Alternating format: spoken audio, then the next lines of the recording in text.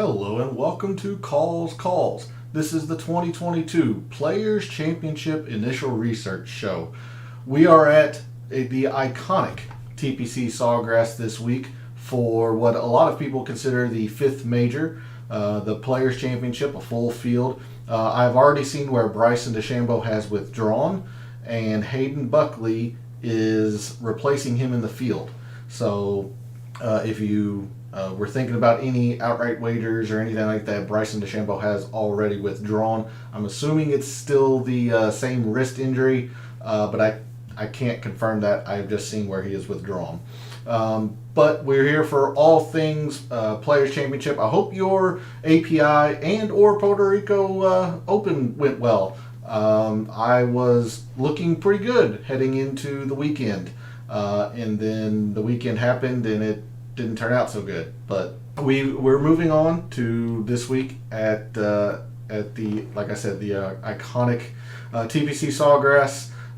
So let's get through the intro here. All statistics provided tonight and every night are from fantasynational.com. It's the best resource out there. It's going to make you a much smarter gambler, a much better DFS player. Go check them out. It is well worth your investment. In the description of the video, there are links to my social media where I always place my betting cards and any interesting research that I find throughout the week and during the tournament.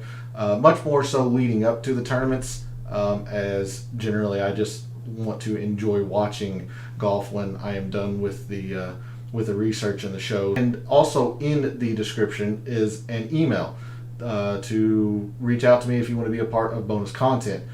Things like bonus videos, my tournament fact sheet with my best bets and DFS plays and whatnot.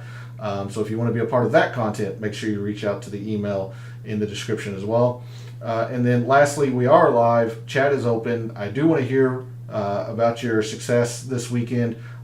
You had to have had more than mine, or at least I hope you had a lot more than me. What are you looking forward to this week at the Players? Who are you keying in on early? What do you think some storylines are going to be? How did you feel about the Arnold Palmer and the conditions that were there this weekend? There's been a lot of discussion considering course setup and the difficulty and whatnot. So jump in chat. I want to hear from all of you and want to hear everything that you're thinking. And as usual, just if you want to make fun of me, it's well warranted. So without any further delay, let's do our initial research for the 2022 Players Championship. And we come over here to the tournament fact sheet like we do every Sunday evening. Let me get situated here, pull up chat. So we are in Ponte Vedra Beach, Florida. I think that's how you pronounce it. I am not the best with pronunciations. But at the iconic Tpc Sawgrass, it is a peat dye design. So there is a lot of information we can glean from that. Go into Fantasy National, look at some peat dye metrics. And this course plays like a traditional peat dye. It was renovated by Steve Winslow and Pete Dye, not too many years ago in 2016, but it is a true traditional Pete Dye design. It is a par 72 that plays just over 7,200 yards. A lot of times it will play, to about this average. There are times where it plays shorter than 7,200. But I am probably not going to mess with too many short course metrics this week, considering it does hover on the border of it. But some of the statistics of Tpc Sawgrass, these greens are just a bit smaller than the average tour size at 5,500 square feet. One of the big factors, though, at Tpc Sawgrass is just the amount of water. Like at the Honda, there are 17 holes with water in play. Probably the most famous, the par 3, the island green. But there is water all over the course. A lot of ways you can make high scores very quickly. But it does reward good play. There are some good scores to be had out there. We have I would say about an average amount of fairway, a lot of rough. Generally, though, it's pretty short. I don't think it's ever played long, maybe average, but there's just a lot of rough. We are on Bermuda greens again. They are overseeded with POA and Velvet Bent, but they are always playing true to Bermuda, so we will be looking at some more Bermuda putting metrics this week. Fairways are Bermuda, rough is Bermuda, overseeded both with rye. That is the kind of the overlook from a tournament fact sheet, the GCSAA tournament fact sheet. Again, just a lot of water, generally fast, and even sometimes lightning bent greens, although not as fast as this week's. Some of the parts of today, Sundays, I believe we're running at 14 on the stimp. I don't think I've ever heard of tournaments running at 14. I know the Masters can get up to 13 and a half, but I don't think I've ever heard of a 14. So, but anyway, again, fast and lightning Bermuda greens, peat dye design, so we'll be taking a look at some of that. So yeah, that is a quick look at TPC Sawgrass. We'll move over to Fantasy National, and I have got this set on the last 12 months. I was doing a little bit of kind of research and stuff, just kind of bringing in enough rounds for players like Louis, Tommy Fleetwood. I think he's here this week. I'm not going to go through it, but the players of that ilk, Tyrrell Hattons and such. With that said, I'm going to actually limit it to the last 6 months, or who's been playing well lately. So with no filters or anything, just a pure strokes gained total, and I'm going to limit it to the 2022 season. Lee Westwood, who's only got 6 rounds. You've got Bubba, who's only got 6 rounds. Hunter Stenson, who's only got 6 rounds. You know what? I'm going to take off the 2022 season filter. I'm going to make it a full, just a 6-month view. Just a 6-month view. So your top 10 strokes gained total players in the past 6 months. You've got Justin Thomas, Patrick Cantlay, Sungjae, Tom Hoagy, John Rahm, Seamus Power, Russell Henley, Mark Leishman, Hideki, and Scotty Scheffler. Now do note that Scotty Scheffler's win is not in the database so far, so I imagine he's going to be higher tomorrow in the strokes gained total than 10th with his win today. And let's see, other players that might get some moving around here. Henley had a good performance. Seamus Power did not have a good tournament, so I imagine he'll probably fall. But it's just important to note that the Arnold Palmer and the Puerto Rico, but the Arnold Palmer Invitational mainly is not in here. So these rankings and stats do not have this past weekend in there. But before we get too much further into looking at Fantasy National and some metrics and such, let's take a look at the course from a scorecard and analytical view. So again, we saw from the GCSAA, it's set up at just over 7,200 yards. And you've got some scoring opportunities here. The easiest hole on the course, the par 5, 16th, right before the island green, it plays to about a half a shot under par and a pretty good amount of eagles. In fact, you've got 3 holes here, 3 of the 4 par 5s play to almost about a 2% eagle rate. I am, generously rounding on this one, but you got a 3.5, a little bit over 2, and just under 2. So there are really low scores to be had out there, but this course can really, really jump up and get you as well. The finishing tough par 4 18th plays to 3/10 over par. You've got a quarter of a stroke over par here. So what that tells you is that when you look at the 10th most difficult, the 9th most difficult being just slightly over par, this tournament in general, or usually, plays to about average in terms of difficulty. Certainly more on the difficult side of average, but it is average. You have, like I said, you just have plenty of scoring opportunities if you're playing well. All the par fives are attackable. This one's the par 5 ninth is fairly long at 583, but it's certainly a decent enough birdie opportunity. And then the other par fives are eagle opportunities.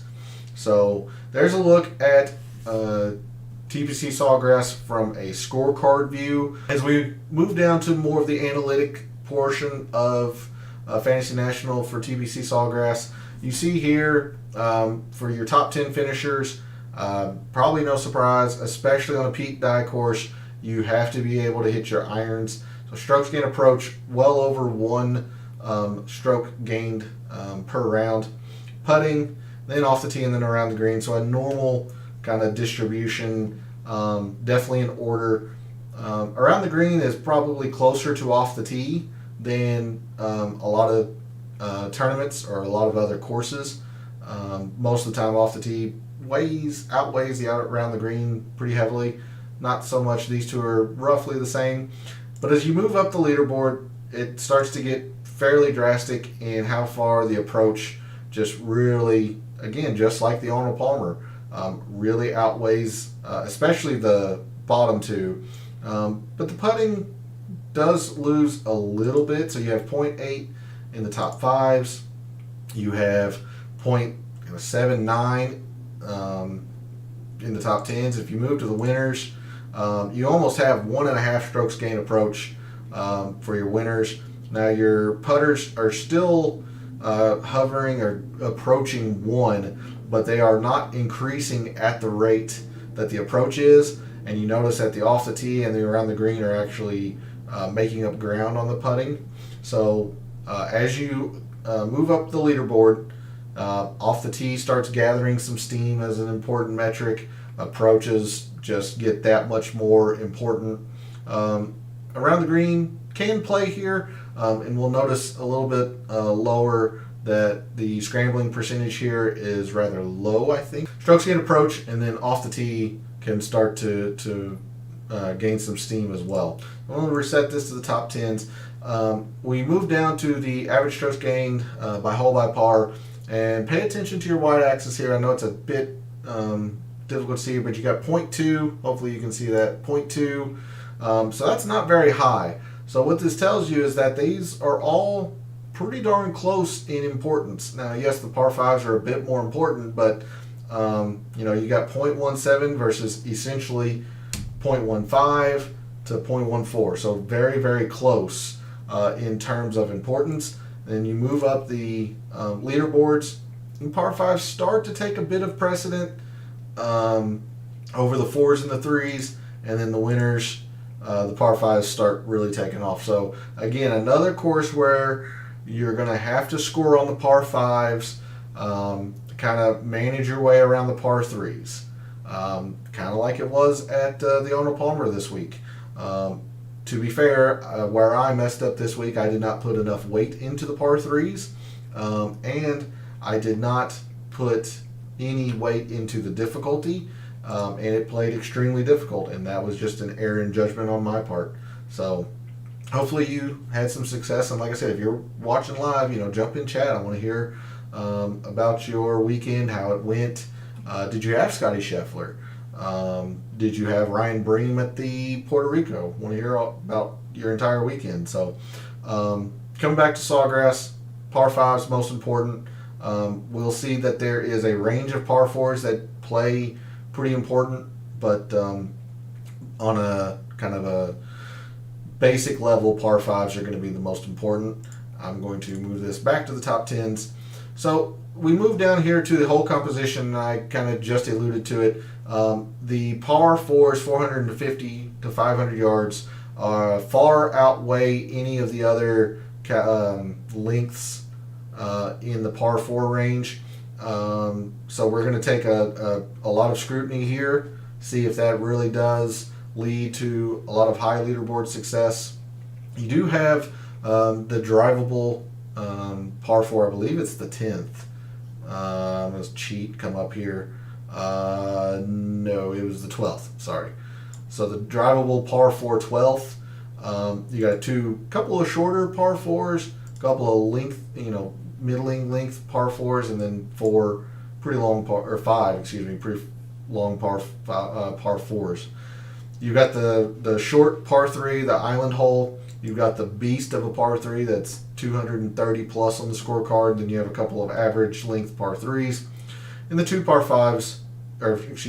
4 par 5s split evenly between 500 and 600. So a lot of discussion, or at least a lot of debate I've been having with myself. I've been posing questions out to my audience, is around approach shot distribution. We noticed that last week at the Arnold Palmer that the majority of approach shots came from 200 plus, so I put some extra weight into that. Although data wise, it said that it didn't lead to a lot of leaderboard success. So I'm going to be curious to see how it played at the Arnold Palmer if 200 plus was a major factor. I don't see anything graphically that would signify we would need to put a whole lot of weight into one particular range. There's more, maybe wedges, 2% more here from the 125 to 150 than the average tour event, but most of the approach shots still come from 200 plus, but it's nothing outrageous like we saw at the Arnold Palmer, where 200 plus was 30% of approach shots. So I'm not sure there's going to be much to focus on here, although we'll look at that in the data dive especially pretty heavily. Historic cut line, this will speak to generally the more difficult side of average. Last year's players cut line was +1. You've had it at even a couple times. It's been as high as +3, and then further back into the late 2000s, you got +6, +4. So very rarely does it play under par. If it does, it's -1, but generally it hovers in the +1 range. You can see sometimes it'll play a little bit easier, sometimes it'll play a little tougher, but generally right at the +1 cut line there. So again, average, but on the difficult side of it. Scoring distribution, you have quite a few birdies here, almost 20%. You've got, we'll say 17% on the bogeys, but you make up for that in about 2.5% doubles. So roughly even between the birdies and the bogeys, but you can see there's a lot more doubles than eagles, just leading credence to all the water in play and the holes that can really jump up and get you if you're not paying attention. Driving accuracy, like most Pete Dye courses, the driving accuracy is higher here, but your green and regulation percentage is lower, and your scrambling percentage is lower. It's just a difficult place to get up and down from, because a lot of times you're not going to be scrambling for par, you're going to be scrambling for bogey, trying to avoid your doubles. But even though the greens are smaller in comparison to the average tour event, I'm going to cheat a little bit, come down here, but you see that the proximity is quite a bit further than the average tour event, almost 31 feet versus 28 feet. So course is difficult. It's difficult to get close to the hole. You think about the 17th in particular. One of the more famous putts was Tiger from all the way across the green. The traditional tucked Sunday pin in the far back right. It's just it is not easy to dial in close to the hole. Speaking to the difficulty, even though the greens are smaller, you still have quite a few more 3 putts here than the average tour event. Again, speaking to the fast greens, your proximity is further away than a normal tour event. If you saw any of the Arnold Palmer this week, you saw 3 putts galore. You even saw 4 putts a couple of times. Unfortunately, one from an outright wager of mine. So just difficult, and that's what you get on fast and sometimes lightning Bermuda greens whenever it gets really dry, really firm. distance control, not just irons, but distance control with putting can be an issue. So we're definitely going to be looking at some 3-putt avoidance this week. Like driving when driving accuracy is higher, you would think that the driving distance is lower, and as is traditional Pete Dye courses, your distance here is a lot lower than the average tour event. A lot of priority on placement in the fairway, or sometimes it's better to be in the right rough or right intermediate rough than it is to be on the left fairway, just due to the design of the hole. And Pete Dye was always a master of that, playing with your eye lines and such. So there is a look at Tpc Sawgrass from a scorecard and graphical / analytical view. Let's move to the historic conditions.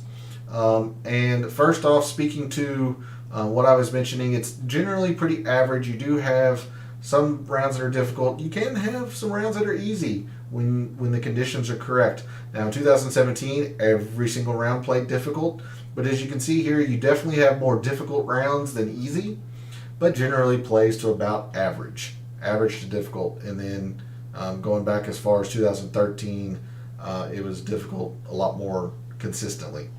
But as you can see here, also Bermuda the whole time. Green firmness, I don't really know how it's measured. Generally medium to firm.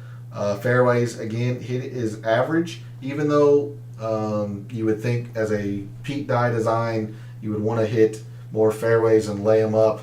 It's still not easy to necessarily hit the fairways. You're still going to have to be precise with your 3-woods, maybe your long irons. And as I alluded to in the course breakdown, sometimes it is just better to be in the right rough, or semi-rough, whatever, than the left fairway, or vice versa, or whatnot, just because of angles and eye lines and all that. You see the green speeds, a lot of times it's fast. Last year it would play to all lightning, and then 2016 it was lightning. So we're definitely on fast Bermuda greens. We're going to be using some lightning Bermuda metrics as well, so I'll combine the two as opposed to just using lightning last week at the Arnold Palmer. And again, sometimes the course can play less than 7,200, sometimes it plays longer. That's why I'm not too terribly confident in using just short course metrics, because they can get it to above 7,200. So there is a look at the previous tournament conditions, historic course conditions. So we'll move over to the tournament history, and again, I've got this sorted by strokes gained total, and notice here that the 5 years go back to 2016. 2020, the Players was the first event to be canceled due to the pandemic. Most famously, Hideki jumped out to a big early first round lead. I believe he shot 5 or 6 under, and they stopped that night and did not continue the tournament. So in the past 5 years, and again this measures to 2016, the data that I gathered does not. It'll only go through 2017. But in the past 5 years, your top strokes gained total player is Jason Day. He won in 2016. He's got pretty good results. He did have a clunker in 2017, but a middling result here, 2 top 10s and a previous win. You've got Adam Scott second. He is a former winner back in, I believe, in the early 2010s, might have been the late 2000s. But he's had great success here. He's got 4 top 15s, a middling finish last year, but again, he loves Sawgrass. He always plays well. Your defending champion, Justin Thomas, pretty clunker finish here in 2017, but otherwise he's had good performances combined with the win. You have Siwoo, who won in 2017, Webb Simpson in 2018.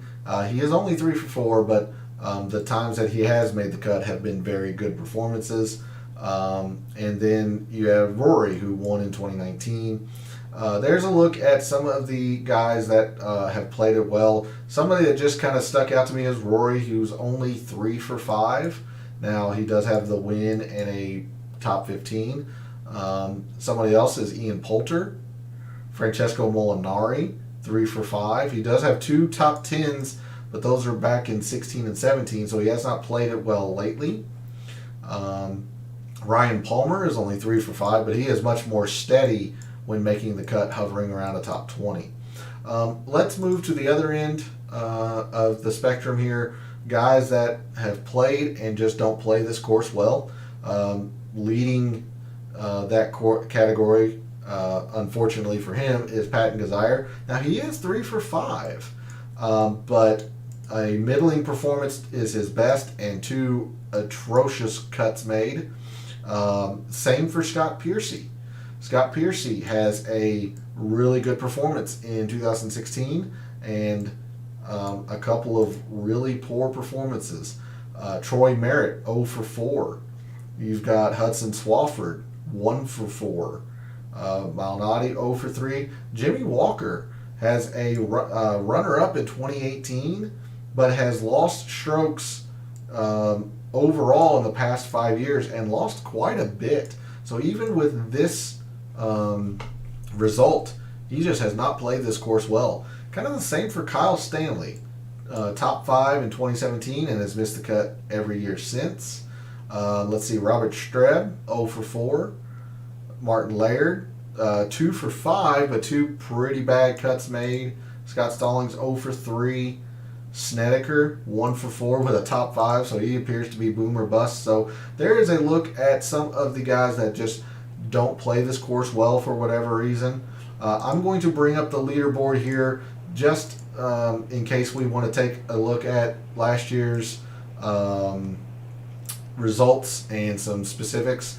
But let's move on into Fantasy National and start looking at some particular metrics overall. First thing we always do, strokes gained putting. Now that we know that we're on Bermuda and we're going to have some fast and lightning speed Bermuda greens, we are going to filter for, I've got this in the past 6 months, 17 rounds. Yeah, sure. That sounds good enough to me, just to get a gauge. So your top 10 putters on fast and lightning Bermuda greens in the past 6 months. You've got Brian Gay, Kevin Kisner, Brendan Todd, Zach Johnson, Dustin Johnson, although only 4 rounds, Alex Noren, Nick Watney, Mackenzie Hughes, Sahith Tagala, and Denny McCarthy. So good stuff there. You would think Denny McCarthy, an elite putter. Mac Hughes, always a very good putter. Nick Watney had a very good Arnold Palmer performance this week. He was rolling the rock very well, so it's no surprise to see him up here on the top of, or at the top of the leaderboards of putting on Bermuda fast and lightning Bermuda greens. Sorry, I'm a bit distracted. There is a thunderstorm in the area, so if you see occasional flashes or hear the rain, that is what that is. Let's see, if I bring this back out to let's say the last, I don't know if 12 months is going to be too much. Let's see, you do have a few 36ers here. Sure. So if you want to take a bigger view, not just the past 6 months, but the past calendar year, your top 10 putters on fast and lightning Bermuda greens, you have Zach Johnson, Denny McCarthy, Brian Gay, Matt Fitzpatrick, Brendan Todd, Brandon Grace, Ian Poulter, Cam Smith, Kevin Kisner, and Patrick Reed. So you got a little bit of an overlap here. ZJ, Denny McCarthy, Brendan Todd, I believe, was in the 6 month. I know Kisner was second. But you have some guys that are jumping up now. In particular, Matt Fitzpatrick, who also had a very good Arnold Palmer this past week. You got Cam Smith, who's starting to come up. Patrick Reed, always known for his short game. DJ's just outside the top 10. He was in the top 10 for the 6 month. Mackenzie Hughes just outside the top 15, Tagala. So generally speaking, the guys who are good long term on the fast in Bermuda are going to be good in the short term as well, although some guys are getting hot with the putter. Let's remove the putting, the fast and lightning in Bermuda, and let's take a look at Pete Dye courses. So because we're on the past calendar year, let's just take a look at Pete Dye strokes gained total, and you'll notice that the most is 18 rounds. So if we take a look at some of the courses that, sorry, I did not mean to hit the inverse there. If we take a look at some of the courses that, or the courses, excuse me, I should say, that make up the rounds here in the past calendar year, you've got Harbour Town, which is the week after the Masters, the RBC Heritage, Kiowa, last year's PGA tournament, the Stadium course, the Sunday for the American Express, Tpc Louisiana, which none of the stats are in here for, at least since it's been a team event. The individual statistics are in here, but those are back in the mid to early 2010s, so I don't gather that data, but that is the Zurich Classic, the team event course. TPC River Highlands in Cromwell, Connecticut, TPC Sawgrass and Whistling Straits. So really it's going to be looking at TPC River Highlands, the Stadium course for the Amex, Harbour Town, and then Sawgrass. Those are the four major Pete Dye courses on the PGA Tour Rota.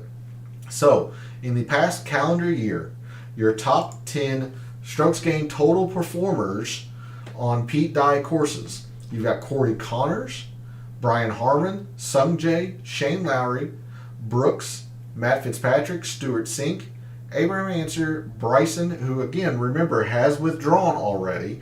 So John Rahm now is 9th. And then you have Casey, Paul Casey, Justin Thomas, and Charlie Hoffman all tied for technically 10th since Bryson has withdrawn. So pretty good stuff there. I'm trying to think if there's anything else I kind of want to do with Pete Dye designs here. Not really, not until we get further into the data. But I did want to make sure I hit on Pete Dye. So I'm going to bring this back in more narrow focused the last 6 months. Let's look at strokes gained approach. The guys who are just hitting their irons well. We saw how important it is here at TPC Sawgrass, just like it was at the Arnold Palmer. These difficult courses, you have to be hitting your irons. You have to be ball striking it well to be in contention. So your top 10 strokes gained approach players in the past 6 months. You have Will Zalatoris, Tom Hoagy, Russell Knox, Russell Henley, Victor Hovland, Daniel Berger, Taylor Gooch, Mito Pereira, Justin Thomas, and Luke List. You have Morakala, surprisingly 11th, which is surprising to see when Morakala's in a field and he is not in the top 3 in strokes gained approach. So let's take a quick look here at Colin Morakala. And again, this being the last 36 months, I believe it stretches to the BMW. So it's surprising to see that he is 13th or whatever he was. Now he did lose one full stroke on approach in the Tour Championship. He just did not play well that week at all. But he's done Colin Morakala things. The CJ Cup, he gained 5. Zozo, we do not know that data. We just had the strokes gained total since it was in Japan. But he played well, so I imagine strokes gained approach was positive, although we don't know. We can infer. Century, very good. Genesis, very good. So to see him be 13th, 11th like he is, that shows you how well these guys have been ball striking it. I mentioned Tom Hoagy last week, although he had a pretty poor Saturday, a very poor Saturday. He played extremely well Sunday to recover from, or at least I say recover, to move up the leaderboard. He was one of the very few players who were under par Sunday at the Arnold Palmer. But you can see some of these strokes gained approach numbers. going back to the BMW. Now that one was very, very poor, but he's been putting up Morakala-like numbers, gaining 3, gaining 4, 3.5, 6, 4.5. So Hoagy's been on fire with the irons, although I imagine the Arnold Palmer would be negative if I had to guess. But that just shows you the level of ball striking that has been there the past 6 months. Will Zalatoris, no explanation needed, been flirting with wins seemingly all year. Russell Knox, Russell Henley, always known as a good ball striker. Daniel Berger the same way. Gooch, Mito Pereira, Justin Thomas, immaculate ball striker. So even though Colin Morakala is in the field, I would not put him at 11th in strokes gained approach, over the baseline or whatever. But it's not that he's bad or been bad with the irons. It's just these guys have been very good. Victor Hovland, for example, he's been, just on fire. Now, he's always been known as a great ball striker, an iron player. His around the green game is atrocious, but he lost 2 strokes at the Phoenix, but he gained 6 at the Genesis, 4 at the Century, 5 at the Shriners, gained 8 at the Tour Championship. So he's been hitting his irons extremely well as well. So very interesting look there. Before I get into, sorry, I'm scrolling to see if I want to look at any more metrics. Before we look in too much more into some specifics, because we'll definitely go into the specifics tomorrow night in the data dive, let's look at last year's leaderboard just to kind of get a gauge of how it played when Justin Thomas won. So you can see here, strokes gained approach, just how important it was. You had one player in the top 10, top 15 really, that was negative in strokes gained approach, and you have to come all the way down to tied for 20 seconds to get even any more. And some of these numbers are drastically high. 8 from Siwoo, 8.3 from Sergio, 7 from Taylor Gooch, 6.5 from the winner JT. Around the green actually played pretty well last year as well. You do have more red up near the top of the leaderboard, but they're slight. You do have Jason Kokrak, who did not chip well last year, Sung Jae to a lesser extent. But there's a little bit more red more consistently, whereas the approach was just all positive and generally high positive. And then you see the putting, what you would expect, the guys that just were out of their mind, unconscious with the putter. Berger was a little bit under field average. You had Charles Howe, who did not putt well at all, still played well. Speaking to the off the tee, off the tee as you move up the leaderboard can get important. So if we sort by these individual umbrella stats, you can see off the tee somewhat correlating. More of your cut makers. Again, Charles Howe led the event last year in off the tee. You do have some top 15s, top 20s. Justin Thomas, your winner. You do have some I won't say strong correlation, decent correlation, especially for your cut makers. But you'll see here the approach. Top 10s, top 20, top 5, winner, middling to clunker, to be fair, from Jordan Spieth. Top 5, top 10. It's very high correlation. Around the green, a little bit less than off the tee, which you would expect, or at least we expect to see from the graphical view. Decent performances here. Clunker, and you have missed cuts pretty high on the around the green metric, and then putting. Again, you have a couple of missed cuts here. Mackenzie Hughes, always a good putter, but didn't do a damn thing else last year. Robbie Shelton, same thing. Brian Harmon played extremely well, putted out of his mind. Sorry, I didn't mean to highlight all that. Putt out of his mind. Zach Johnson's the same. He's always been known as a good putter. Lee Westwood just played extremely well all week. So clearly strokes gained approach. Off the tee played fairly heavily as well, at least for the cut makers. Let's move on to fairways and greens. I don't want to go through every tab tonight, but let's just kind of get a feel and see what last year's was like, and we'll go into historical years tomorrow. It looks like greens what you would expect, pretty heavily. Although Cameron Smith here at tied for 17th, essentially the bottom of the top 20, did not hit any greens, it seems like. So I imagine his around the green game was really, really good, as it normally is. Good drives, not so much. Taylor Gooch was not finding the fairway or the greens in regulation, apparently, but still finished tied for 5th. Distance, again, not really all that important. Again, this is a Pete Dye design, so not any correlation really at all. I mean, you got Wyndham Clark, a miscut. Your leader, Adam Scott, was a middling finish at best. Yeah, not really a lot here, except for the greens in regulation, which you would kind of expect on a tough course. Generally, guys who hit greens are going to finish higher on the leaderboards anyway.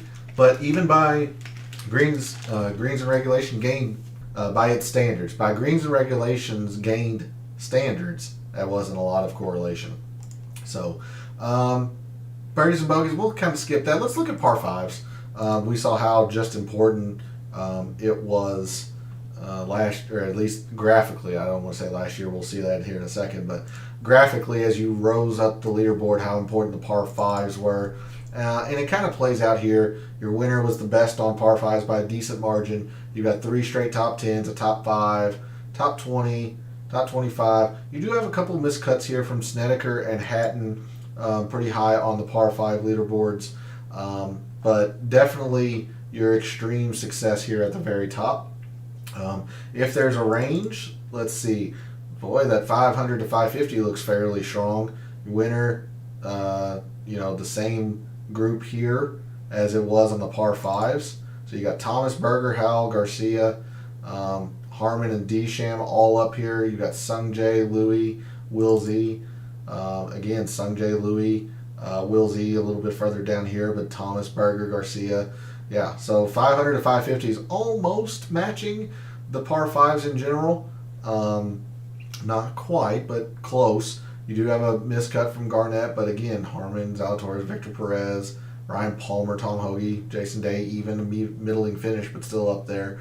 And then if we look at the 550 to 600, yeah, see, there's not much here. You do have Zalatoris, you have Harmon, you have Howell, but not. I mean, you have 4 miscuts at this range. So to me, if there's a length of par 5s, at least what played dominant last year, it is the 500 to 550s. Speaking of length, I just remembered as I was going through it. Let's look at par 4s, because we saw that the 450 to 500 was the majority of the length of the par 4s here. And we'll just look at par 4s in general. Again, very, very strong correlation. I am I've said it now for a month and a half. I'm just a firm believer that this is one of the bigger indicators of success along with strokes gained approach.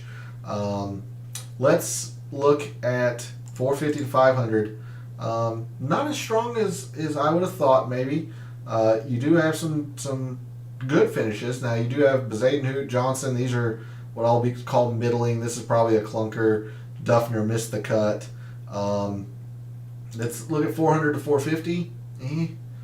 I mean, it's probably a little bit stronger, but you have Stuart Sink missing the cut here. Harrington, Mark Hubbard missed the cut. Let's see. If we sort by just the leaderboard, you can see the leader, Justin Thomas, was slightly under field average at the 450 to 500. Slightly under field average for Victor Perez. Let's just kind of look at the top 20 here. Go up this way. I'll highlight it just so maybe it'll be a little bit easier to designate where the top 20 is. Let's see. You've got 3 negatives in the 400 to 450. You've got 4 negatives from the 450 to 500, but they're a lot lower in terms of the amount. They're closer to field average, minus Berger. The drivable par 4 doesn't look like it factored too much. Same with the 350 to 400. So it'll be interesting to see tomorrow night in the data dive if there's any separation between these two, because these two look somewhat similar to me, at least by a quick eyeball math standard. in terms of importance. So we'll see if there's any difference when we start scrutinizing it tomorrow. But I definitely wanted to take a look at the strokes gained par 4, since we saw, at least graphically, that the majority of the par 4s come in this range. Last thing, let's take a look at proximity. We saw that no real range or length of approach was dominant here at TPC Sawgrass. So let's kind of just get a feel for proximity here. It looks like maybe 150 to 175 was maybe the most important in terms of being positive. Shoot, I meant to. So I'm going to highlight the same top 20 guys. Let's see here. We've got a little bit of negative here. Fitzpatrick was really bad from the 150 to 175. Let's take a look at the 200 plus. You've got Lee Westwood wasn't great. Lowry was really bad. Howell was atrocious from this range. But these two, 150 to 175 and the 200 plus, seem to be the most positive, and especially the most players positive in that range. That top 20 last year. I mean, 175 to 200 didn't look like it mattered at all. A little less on the 125 to 150. So I don't see much here in proximity. I mean, even total proximity, there are some pretty high numbers here. Justin Thomas, Paul Casey probably led, if I had to guess. Yeah, so you got Paul Casey, Steele and Bezadenhout, middling finishes. Victor Perez top 10, but you have Max Homa, who was, he missed the cut. Peter Malnati missed the cut. Middling to clunker finishes here. So not sure how much proximity is really going to play, at least statistically or data-wise. It doesn't look like it factored much at all, at least not last year. So it'll be interesting to see, again, tomorrow on the Data Dive, what that says in a historical context. So, again, I don't want to go too much into it. This is all just based on last year's leaderboard, but we can still kind of get a feel for some of the guys we might key on early. Let's look at par 5. And again, these are just par 5s, no filters, no anything, just your top 10 performers on par 5s in the past 6 months. You got Patrick Cantlay, Seamus Power, Cameron Smith, Matt Fitzpatrick, Max Homa, Keith Mitchell, Rory, Maverick McNeely, Sungjae, and Hideki. What you would expect, probably. Maverick McNeely, a little bit surprising, but certainly a great player in his own right. Keith Mitchell, long hitter. Max Homa doesn't get enough credit for how well he can hit and how far he can hit it, to be fair. Cameron Smith has made a lot of improvement in this area as well. Cantlay, Power. We noticed that if there was any range, it was the 500 to 550. And again, I don't want to say this is the guarantee range that we want to focus on, but at least according to last year, the top 10 performers from 500 to 550: Cantlay, Smith, Jones, Patrick Cantlay, Cam Smith, Matt Jones, Seamus Power, Maverick McNeely, James Hahn, Sepp Straka, Luke List, Taylor Gooch, and Cameron Tringali. So a lot of overlap, especially here at the top. Cantlay, first and first. Smith, third and second. Seamus Power, second and fourth. McNeely, eighth and fifth. The one kind of surprising name here, Tringali, really, I was about to say really bad. That's not fair.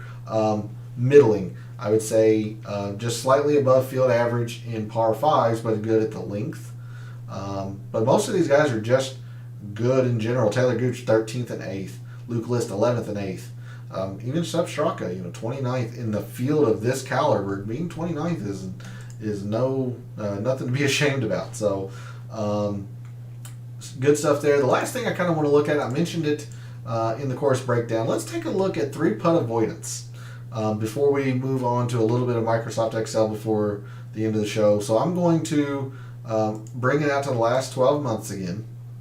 No, actually, yeah, let's do the last 12 months because we looked at both. Let's do fast and lightning Bermuda greens in the last calendar year.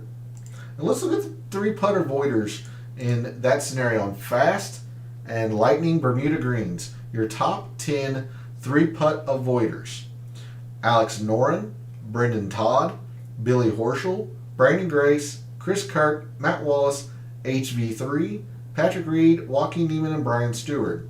So again, quite a bit of overlap from the just good performance putters. Alex Noren, Brendan Todd, Billy Horschel. Anytime you're on Bermuda, you got to think about Billy Horschel.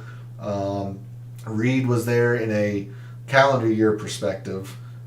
He was not there in the 6 month. Let's see.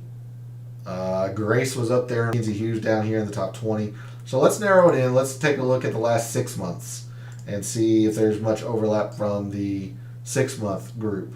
So your top 10 3-putt avoiders on fast and lightning Bermuda greens within the last 6 months.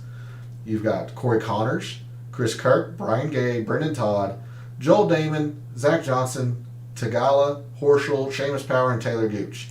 So I do remember some of these names. Corey Connors being number 1 is quite surprising. He has never been known as a great putter. He's improved, but he's never been known as a good or even a great or even good putter.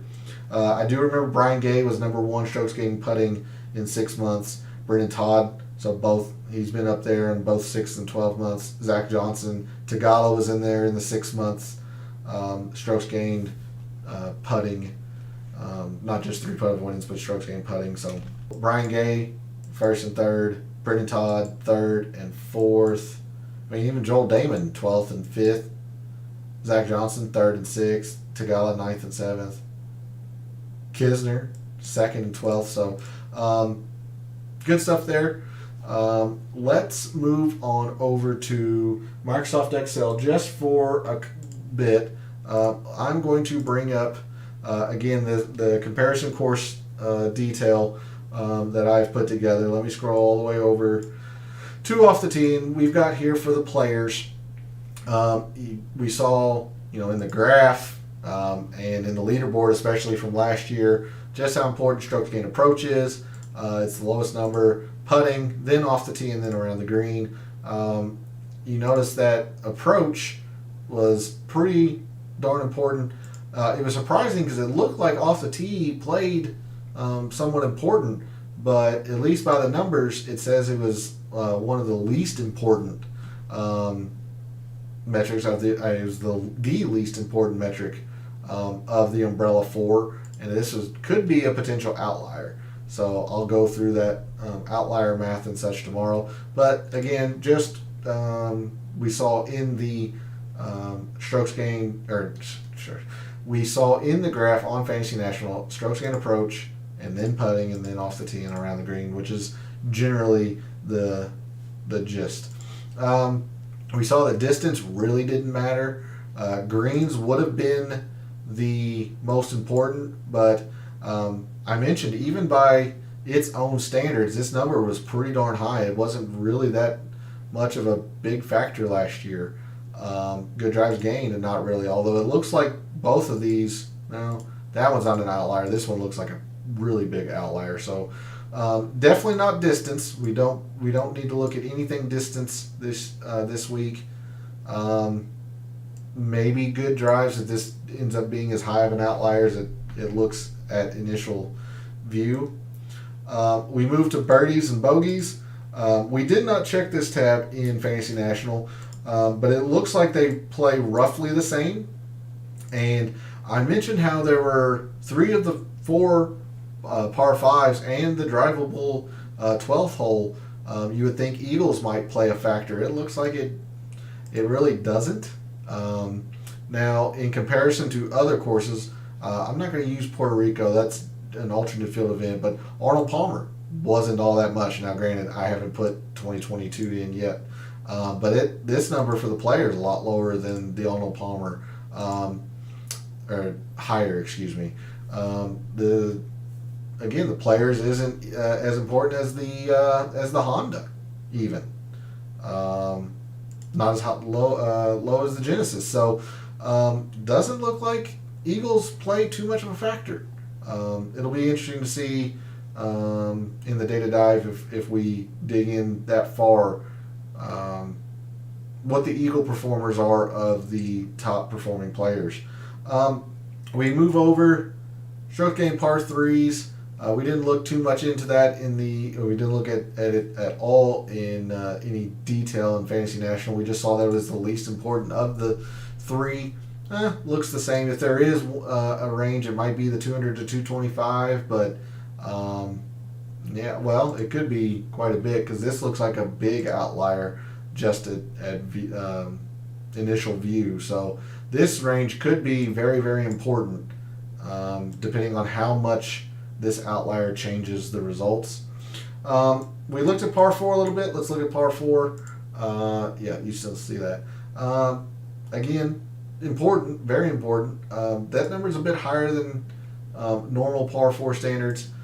We saw that the 450 to 500, at least last year, was about the most important, close to the 400 to 450. Looks like year over year it could be the 450 to 500. So it'll be interesting to see how it looks from the leaderboard perspective tomorrow on the data dive. But looks like initial reaction is correct that 450 to 500 is the most important. Very quickly, par 5s. Yeah, more important than the par 3s, that's for sure. We took a look at 500 to 600, or broken out in between the two. It looked like 500 to 550 was more important, but it looks like 550 to 600 was the most important last year. And it looks like it's the most important year over year.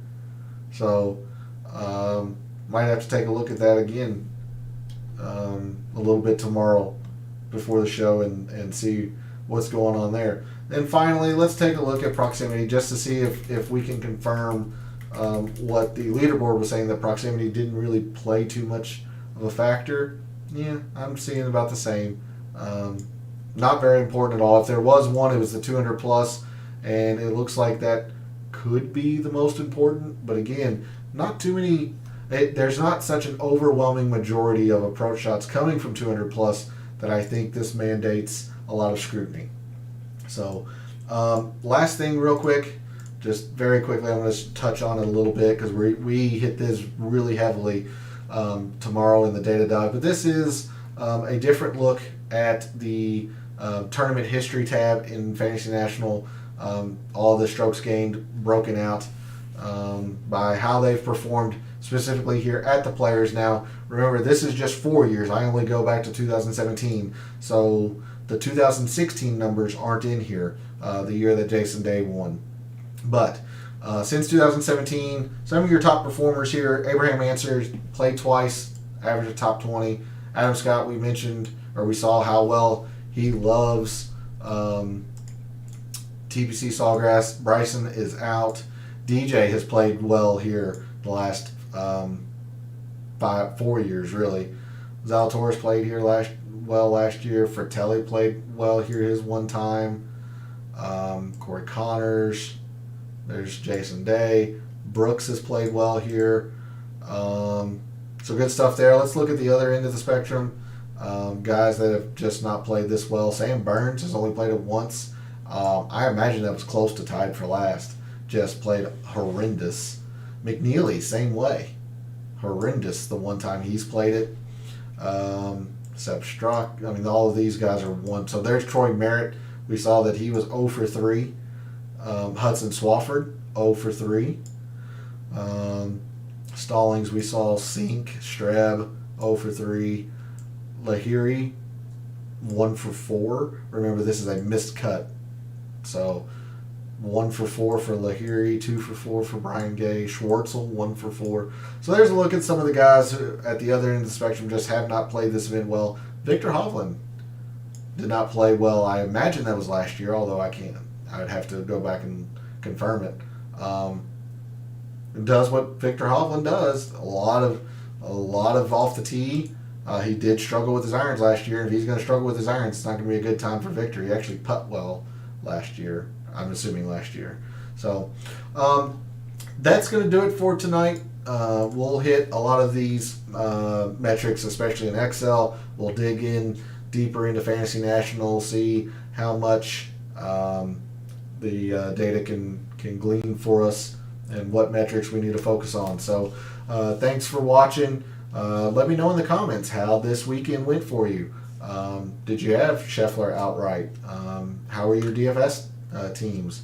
I really want to hear about it. So for all your wagers that you had this past week at the Arnold Palmer and Puerto Rico, for all your DFS contests that you had this past weekend, and until I see you tomorrow night for the Data Dive show, may all your bets be profitable.